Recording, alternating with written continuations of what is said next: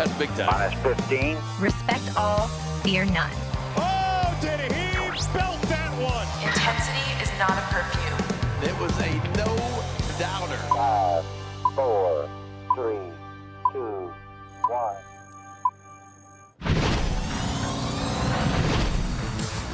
We are up in the bird's nest here at Oriole Park at Camden Yards. At least one of us is, while MASN insider Brendan Mortensen joins us from Tampa, Florida, as he's covering the series against the Rays. Brendan, thanks so much for joining us. We have a little bit of a somber note to start off on. Obviously, the Orioles announced very sad news late last night at 11 p.m. The passing of minor leaguer Luis Guavara. This is a very, very sad time. Obviously, we're thinking of his friends, his family, the organization as a whole. But I'm going to read the statement that the Orioles announced late last night at 11 p.m. It says, the Orioles are heartbroken to share the news of the passing of minor league infielder Luis Guavara. Luis was a beloved member of our organization, and we are devastated following his tragic passing. Our thoughts and prayers are with his family, friends, and teammates, and we ask for the continued privacy during this difficult time, said Orioles Executive Vice President and General Manager Mike Elias. Guevara, 19, was signed by the Orioles as an international free agent out of Tinaco, Venezuela in January 2023. He appeared in 30 games this year. His first season in the U.S., playing in 24 games with Delmarva, 4 with the FCL Orioles, and 2 with Double-A Chesapeake. He spent his first 2 professional seasons from 2023 to 2024 with the Dominican Summer League Orioles. So, Brendan, obviously very, very sad news. Thoughts and prayers go out to those who knew him. Yeah, just hard to fathom. I mean, a kid who is 19 years old, and it's a hard time for the organization. The FCL Orioles had canceled a few games following the tragedy. So, just a really hard time for the org, a hard time for coaches, for teammates, for friends and family. So, like you said, thinking of his teammates, of his friends, of his family during a really, really difficult time. Yes, and it's definitely, he will be missed, I'm sure, throughout the organization and those who knew him back home and in the United States as well. So again, thinking of him and hoping the best for his family and friends. On the Orioles side of things, again, you are in Tampa right now covering this 4-game series. They just picked up the game 2 last night, fell 7-1 in game 1. So there's been a little bit of both sides of the spectrum there. But to start off, last night's win was phenomenal in terms of pitching performance. It was a very complete pitching performance from start to bottom. Dean Kramer specifically looked really good. 5 innings, 1 earned run. So what did you see from him last night? Yeah, it was a really nice outing from Dean Kramer. This was a Rays team that had come in scoring 7+ runs in each of their last 4 games, and Kramer was able to locate well. When Kramer's at his best, it's really the splitter that is the difference maker for him. He's got a good cutter-sinker combination, but if there's not the off-speed working off of it as well, then the sinker-cutter combo isn't going to be able to succeed. Kind of got off to a rocky start. He walked the first batter on 4 pitches, 3 four-seam fastballs and a cutter. So, the command was off a little bit, but the defense helped him settle in as well. Next batter, he gets a double play. He had some hard lineouts. There was some loud contact. He only goes 5 innings, but against a Rays team that does a little bit of everything well, they hit for average, they hit for power. They have multiple guys on that team with 15+ homers. So to be able to slow down that lineup was huge for Dean Kramer. And, the bullpen, as you mentioned, we're going to get to them later in this podcast, but they have been unbelievable. And they were great again last night. Felix Bautista closes the door at the end of that game. Keegan Aiken and Gregory Soto, work into and then out of a few jams. So they've just been awesome, top to bottom. The bullpen has, and they've been able to pick up a starting rotation that's been good, has been improved, has been better, but the bullpen has really been the story of why this team has had so much success as of late. Yeah, and you mentioned that we will definitely go into depth about this bullpen because you're right, they have been the highlight over the last few games. Totally in the month of June, that's for sure. And it was kind of the start of the season like that, too, where the bullpen was one of the highlighted units of this Orioles squad when the starting rotation was struggling.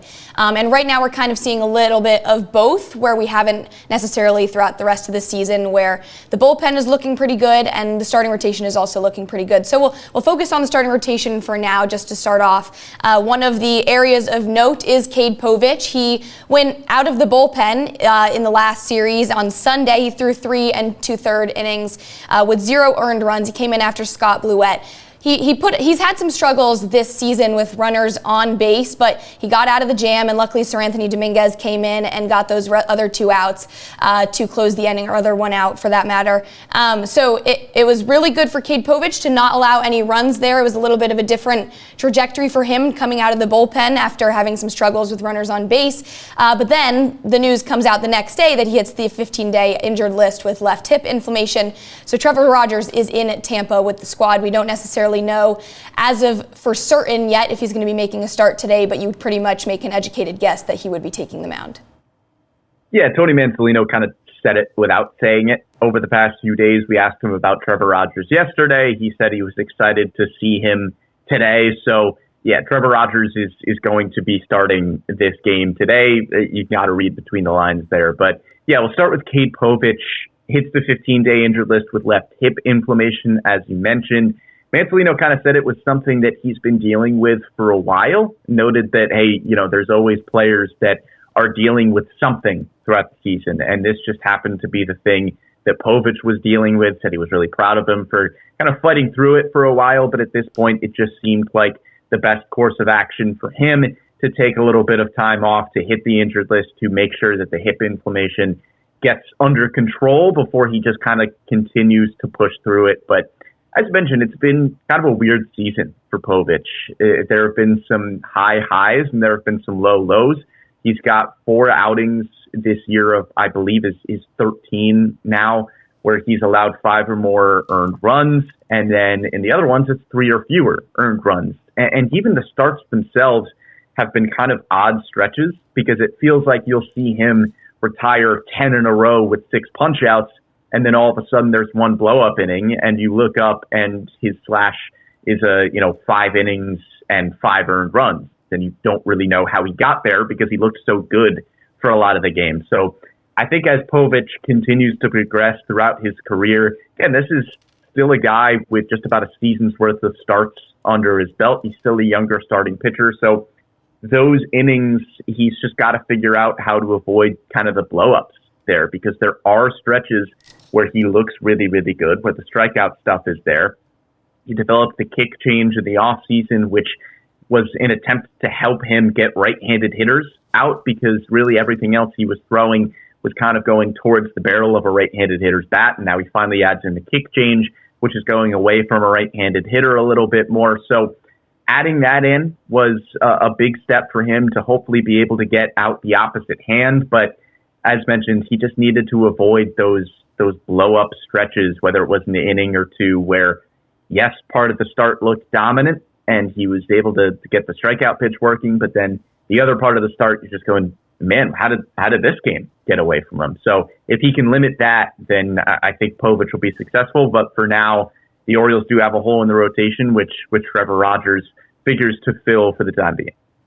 And Cade Povich, too, it seemed as if, like, every time he would get through the second or third time facing the lineup in the batting order, it would seem as if they were figuring him out a little bit. So maybe this could be a good reset for him, some 15 days or however long it'll take for him on the injured list to kind of reset and go deeper into game count and inning counts. But you mentioned Rogers. He looked really good in his 1 start this year, coming back from the IL in his 1 start in first in 2025 as an Oriole. Obviously, he had his issues last season after the trade deadline, but looked really good, going 6 1/3 innings in his start against the Red Sox on May 4th. No earned runs, no walks, and 5 Ks. So he looked really good, and you're kind of hoping to see a little bit of him today in Tampa as well.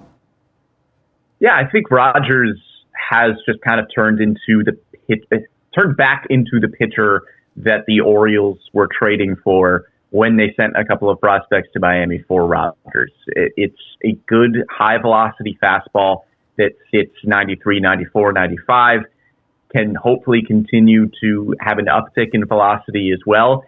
That's when Trevor Rogers is at his best. During his best seasons, he is throwing 50% or more four-seam fastballs, and everything else just kind of works off of that. And, it's funny, I asked Tony Mansolino yesterday, hey, the conversation around Trevor Rogers is really just about the fastball velocity, and you said, hey, he kind of looks more like himself. Is there anything else that goes into that outside of velocity? And Mansolino kind of just went, the velocity. Let's call a spade a spade. There's a huge difference between a fastball that's at 96 mile an hour versus a fastball that's at 90 miles an hour. And we saw that against the Red Sox, where he looked like a different pitcher from a velocity perspective and just from a confidence perspective, too. It's 6 1/3, 2 hits, 5 Ks, no walks, no earned runs, and he just looked like he was in command. He looked like he was in control, no pun intended. But when the fastball velocity is back and he starts feeling like the pitcher that he can be, that's huge for his confidence, especially for somebody that has said, when the fastball velocity was down, I was really reconsidering whether or not I could do this at the big league level, whether or not I could be a pitcher that could succeed in the majors.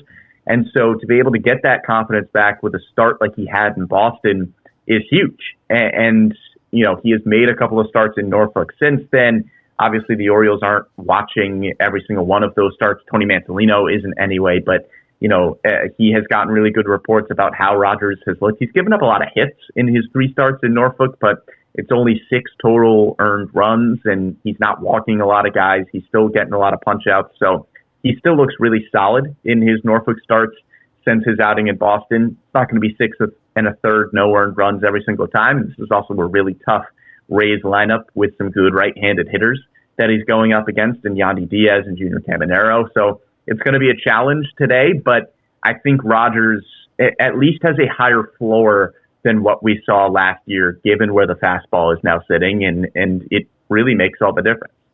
Definitely looking forward to seeing him take the mound tonight, as we are expecting and assuming that he will take the mound.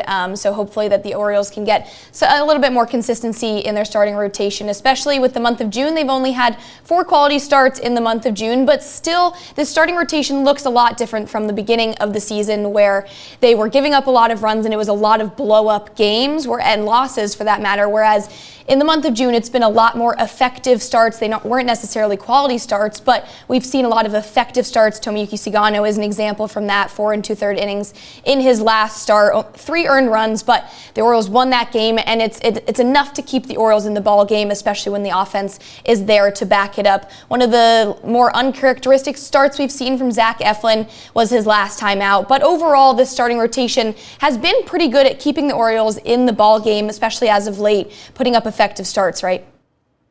Yeah, I think that's what we've talked about a lot. And I know we've talked about it on past podcasts a bunch, where there were just too many starts at the beginning of the season where you looked up in the 2nd or 3rd inning and you were down 6 or 7 runs. You just can't win baseball games like that. And I know Zach Eflin has a tough start on Monday, as you mentioned, but it's the first time they had allowed more than 5 earned runs in a game since May 28th. And so the starting rotation hasn't been outstanding in the month of June. The story really has been the bullpen, which again we will get to, but the starting rotation has just been good enough. I think Sugano is a good example where, maybe it's 5 innings, 3 earned, right? And, a start like Charlie Morton had 2 starts ago before he bounced back, where, he's out of the game after 2 1/3, but he doesn't completely take you out of that game. And so you just needed more starts like that, where the starting rotation just needed to have a higher floor. I think you kind of know, without guys like Kyle Bradish and Grayson Rodriguez and, now Cade Povich, you don't have Tyler Wells. There are a lot of guys out, Albert Suarez too, where you kind of know what the ceiling of this starting rotation is, but you just wanted the floor to be elevated. You wanted some more decent starts that don't necessarily qualify as quality starts, but they're still quality in the sense that they keep you in baseball games. They get it to the bullpen, and the bullpen is going to shut things down, and the offense can do just enough. And we saw a lot of those games over the last few weeks where if you're just in it and you can get it to the bullpen within a reasonable margin, the offense has been scrapping. They've been fighting, and they are finding a way to put enough runs on the board. They haven't exploded for a ton of runs outside of a few games here and there. They've been better about that. But the starting rotation is keeping you in these games, and then the offense and the bullpen has just been good enough to do the rest. Yeah, so we'll get to the bullpen because this is obviously the most impressive unit of this Orioles team right now. And the ERA for Orioles pitching staff overall in the month of June is 3.07, which is a lot better than how it started to the beginning of the year. And the bullpen is a huge part of that ERA being as low as it is. And the three kind of main topics of conversation in this bullpen right now, I would say, is Felix Bautista hitting 100 miles per hour for the first time since his Tommy John surgery. Seranthony Dominguez's splitter that he introduced this season has looked unreal, and Andrew Kittredge has been exactly as advertised.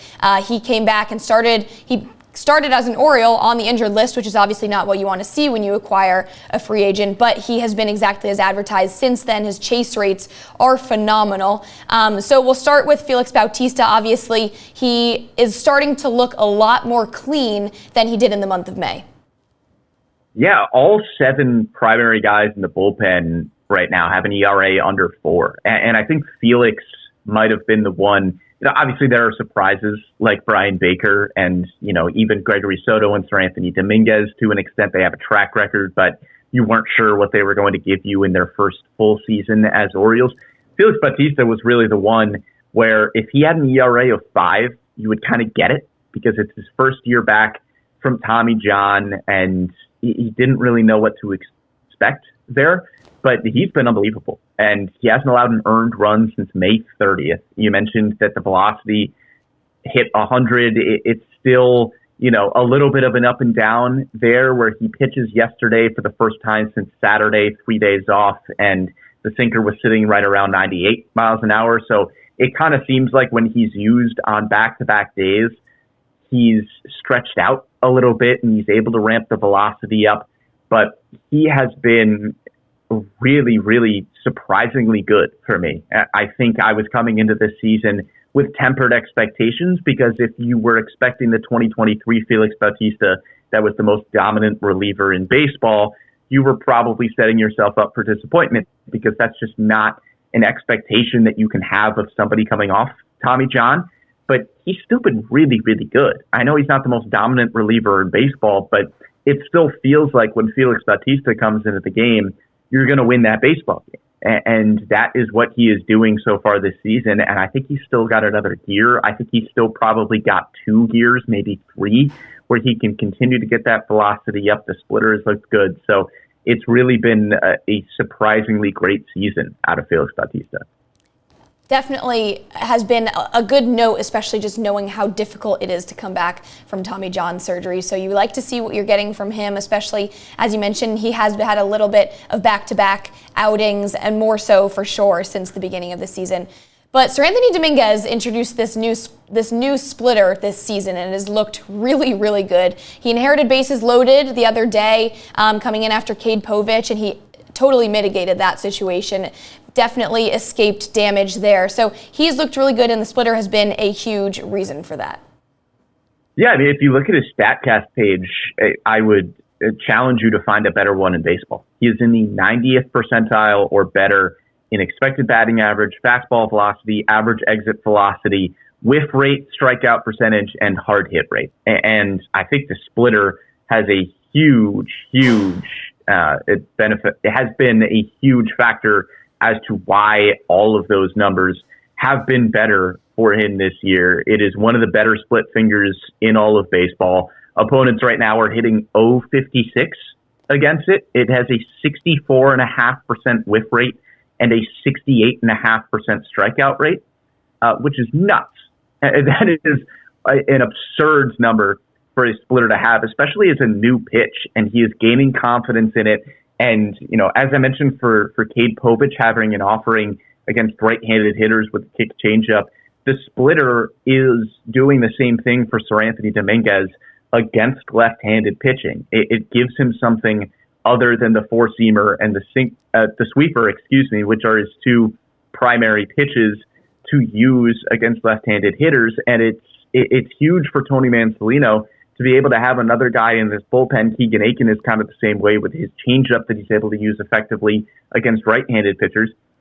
You kind of have to be platoon neutral as a reliever in this day and age in baseball, meaning that if you have drastic splits against, Seranthony Dominguez as an example, if he were pitching the way that he typically pitched throughout his career, where he's way better against right-handed hitters than he is against left-handed hitters, it's hard to find a spot for him in this era of baseball and this season of baseball where so many lineups are going left, right, switch hitter to try to make it really, really difficult to implement bullpen arms with 3-batter minimum. Really, the new wave and the new bullpen arm that you kind of need to have is somebody who can come into a pocket where it's a right-handed hitter, a left-handed hitter, and a switch hitter as your 3-batter minimum, and be able to get all of those guys out. And that's something that Seranthony Dominguez has been able to do really, really effectively this year.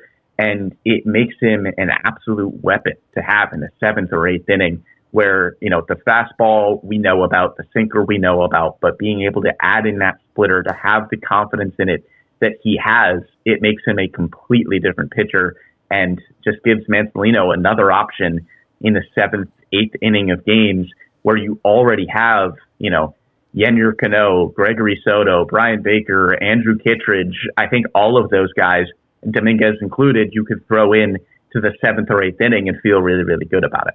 Right. The list goes on with this bullpen for people that you would trust to put in high leverage situations, or even just situations where you need them to get some more innings if the starting rotation or the starter has put up fewer innings to begin with. But you mentioned Andrew Kittredge, and this is a guy that we were all eager to see as an Oriole and make his debut. But in 10 appearances, he only has 2 earned runs. Now, we knew in the offseason that the chase rate for him was kind of what you expected out of him. He was in the 100th percentile for chase rate in 2024. Now, he doesn't really qualify yet for percentiles for MLB StatCast right now, but his chase rates are very similar to what they were last year. In 2024, it was 38.9%, and right now it's at 36.7%. So you're pretty much getting exactly as Kittredge was advertised in the offseason. Yeah, he takes so much pressure off of these other guys because he is so reliable. I think I said in the offseason that Andrew Kittredge, while it wasn't the biggest name that the Orioles brought in, it was probably my favorite that they brought in because he adds so much stability to the back end of this bullpen. He has just been consistently really, really good throughout his career. The slider is always excellent. The 4-seam fastball has been good. The sinker has been good. And he doesn't do anything new. This is just who Andrew Kittredge is. He's going to get you to chase with the slider. He is going to mix in a good sinker and a good 4-seam fastball. And, every once in a while, he'll throw a splitter to keep you honest. But he has just been as advertised. It's an ERA below 2. He's a 7th, 8th inning guy that you can lean on. And this is exactly who he is. It's exactly who the Orioles signed. And it's unfortunate they didn't have him at the beginning of the season, but now he just joins a really, really strong bullpen. He's allowed 1 earned run this month. He is one of the, 3 primary bullpen guys that's actually allowed an earned run this month. In June, this bullpen as a whole has a 1.19 ERA in over 60 innings pitched. They've got 77 strikeouts and 14 walks, a whip of .78, and they are striking out 5.5 guys per walk, which is ridiculous. 8 earned runs, and 4 of them came from Dean Kramer, who made a relief appearance after Keegan Aiken started a game as an opener, and then Kramer comes in the 2nd inning and tosses 7 innings. So 4 of those earned runs come from Dean Kramer. Only 4 earned runs have actually come from the bullpen. 4 of your primary guys, Seranthony Dominguez, Felix Bautista, and Yennier Cano and Gregory Soto, haven't allowed an earned run in weeks. Gregory Soto is the only one of that group that has allowed an earned run in the month of June. Cano hasn't allowed an earned run since May 31st, Felix since May 30th, and Seranthony Dominguez since May 24th. This bullpen has just been absolutely ridiculous, and Kittredge has been just such an anchor for them, I think, and to be able to go to him again in the 7th, 8th inning as just another option there has been huge. It's definitely huge to have Kittredge, and especially it makes the offseason acquisition a lot more valuable too. And same with Sir Anthony Dominguez too, when you look at his trade last season, where now this splitter and introducing it makes him seem a lot more desirable for when you got him last season and the impact that he's brought in this season. But we've talked a lot about pitching. We're going to shift gears a little bit. We'll talk about offense, because this season, one of the biggest struggles, aside from runners in scoring position, is hitting against left-handed pitchers. But as of late, we've seen a little bit of progress. In the last 7 games, there's an 814 OPS for this Orioles offense against left-handed arms. That is huge, especially when the rest of the season is only a 595 OPS. And guys like Gunnar and Adley are really big catalysts for being able to hit against lefties and doing exactly what they were also advertised to do coming into 2025, but weren't to start the season. Yeah, I don't think it's any coincidence that Jordan Westburg and Ramon Laureano are back in this lineup too, and they've been a lot better against left-handed pitching. Dylan Carlson has also been a big part of that as another switch hitter, but you're right. When Adley Rutschman and Gunnar Henderson are hitting the ball well, this offense is going to do good things. I think guys like Westy and Colton Cowser are big parts of that as well. We saw it yesterday. Jordan Westburg had 3 hits. Colton Cowser had a solo home run. They were the only 2 guys that had extra base hits last night, and to get them back and healthy in the lineup is huge. But the offense typically goes as Adley Rutschman and Gunnar Henderson go, and they have both been really, really good in the month of June. I think Adley Rutschman's turnaround has been, well documented based on his struggles at the beginning of the season. Feels like a little bit of vindication for those of us who might have been pounding the table saying, hey, you know what, his advanced metrics are still really good. He is hitting the ball, well compared to last year, especially.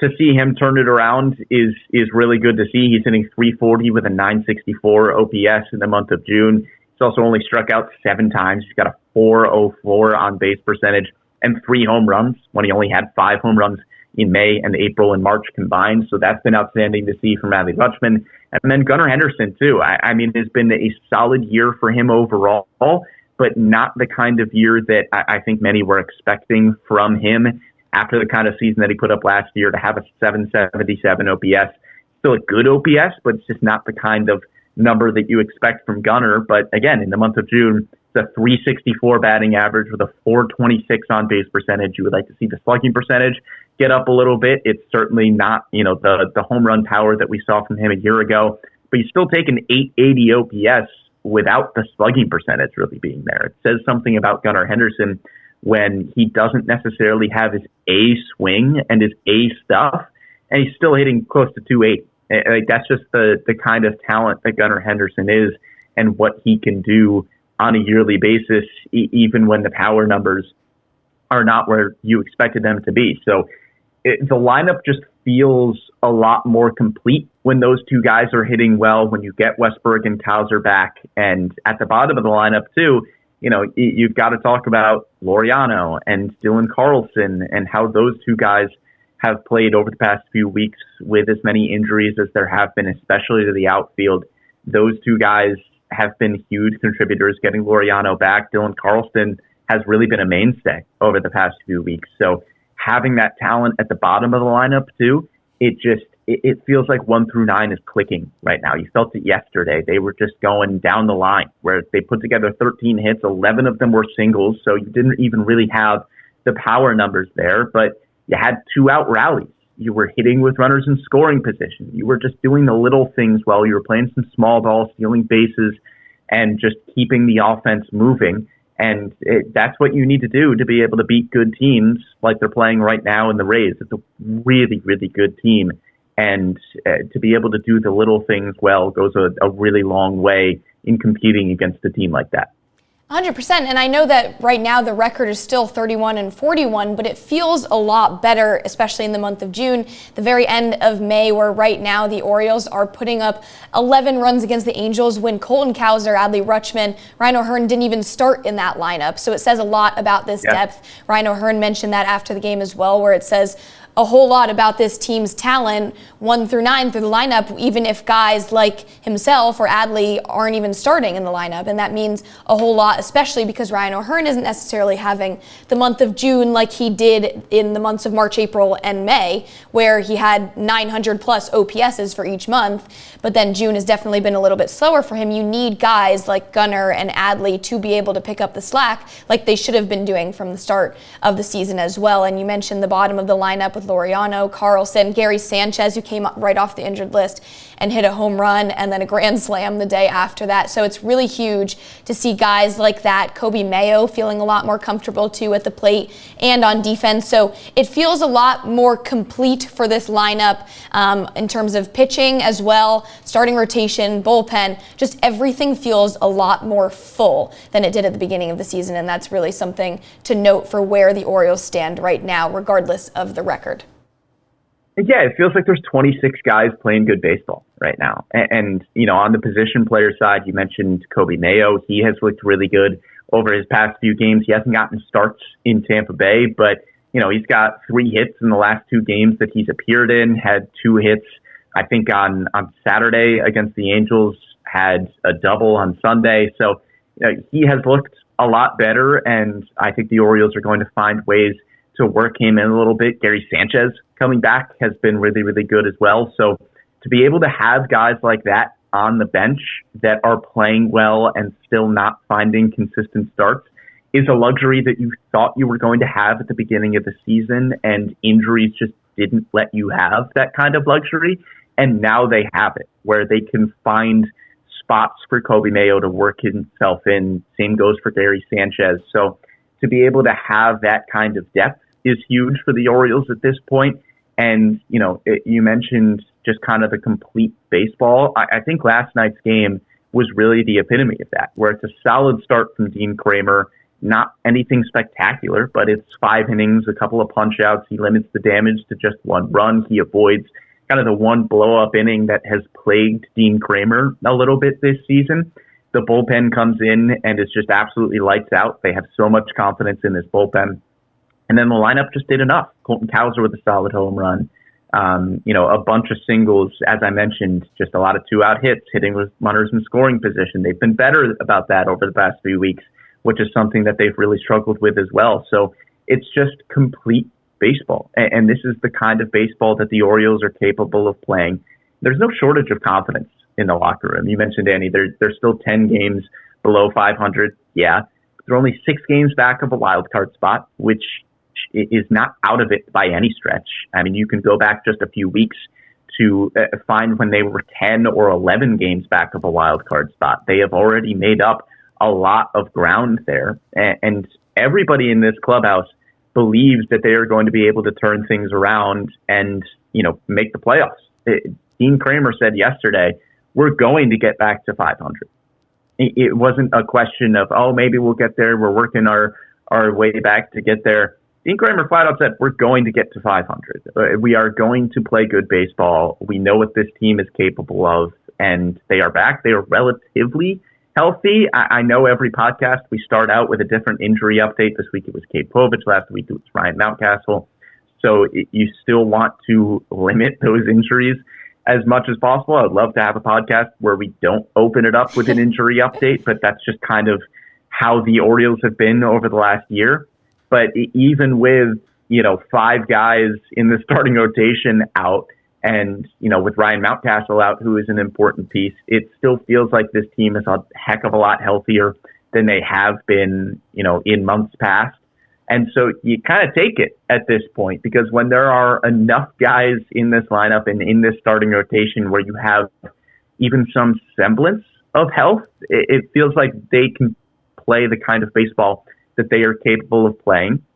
And you're seeing it right now. This is going to be really a litmus test this week of what this team is capable of and the kind of baseball that they can play. This is a really, really good Rays team. They're 7 games above 500, but they've been arguably the hottest team in baseball over the last month or so.